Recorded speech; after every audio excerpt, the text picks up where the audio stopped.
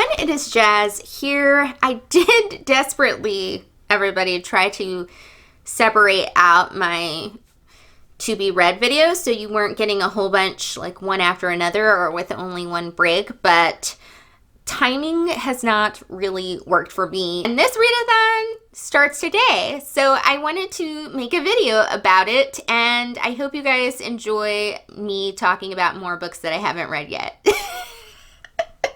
Today I'm going to be telling you guys about what I plan to read for Wayward-A-Thon. This readathon is a readathon centered around one of my favorite television shows, which I will miss so much, which is Supernatural. The way this readathon works is that the theme of this first round of the readathon is all centered around the first season of Supernatural, and the hosts have a bingo board on which all of the prompts for the books you read are based on episodes of the season 1 run. I believe that the two hosts, Reading Parent and Life with Me, I think that's right, are running pretty much everything through the Wayward-A-Thon Twitter account. So I will link you to that below so that you can stay up to date on all the information. I was not sure how I wanted to approach this readathon,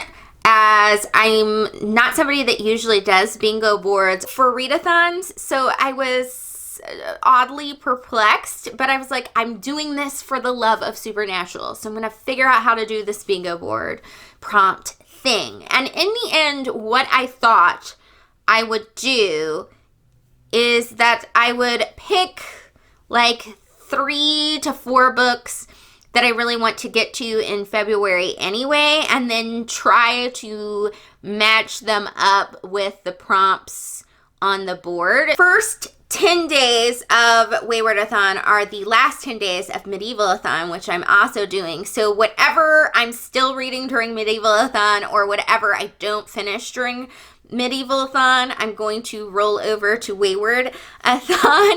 So I still have to complete 2 books for that one, which are Valley of the Dolls by Jacqueline Suzanne and Good Omens by Terry Pratchett and Neil Gaiman. I don't think I'm going to finish this for Medieval-A-Thon, but I definitely still want to read this for Wayward-A-Thon because let's face it, Apocalypse, character named Crowley. I mean, it has to happen. I also need to get started on Stone of Farewell, the second book in the Memory, Sorrow, and Thorn series. I reread the first book in this series, and I want to stay on my roll because the reason I had to reread the first book is because I'd forgotten a lot, and so I didn't feel like I could jump into the second book. So I wanted to not take too long of a break. I do have it on an audiobook, so I will probably switch between listening to this and reading it in print. But I'm really excited to start the second book because I love the first book, The Dragonbone Chair,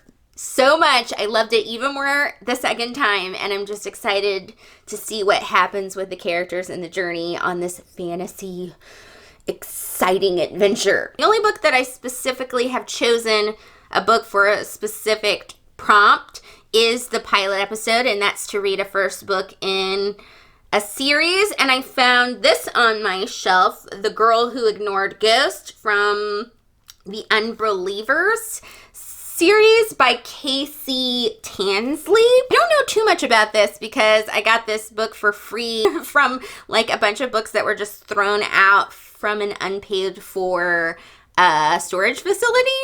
So I assume that it's about a girl who ignores ghosts, but I felt like this was a very good Supernatural thing. Now, surprisingly, quite a few books that are on my to be read for the 2021 reading list that I created. If you haven't watched that video, I will link you to that video.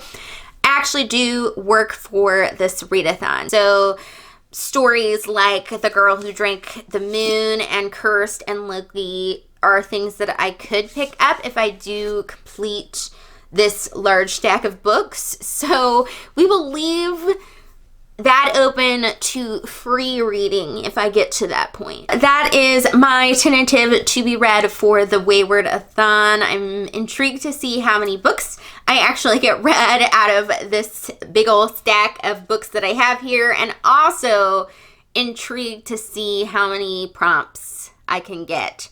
I am going to print out the bingo board, I think, so that I can physically cross stuff off, because I think crossing stuff off of bingo boards electronically, like, is why I've avoided bingo board sort of related things for a while.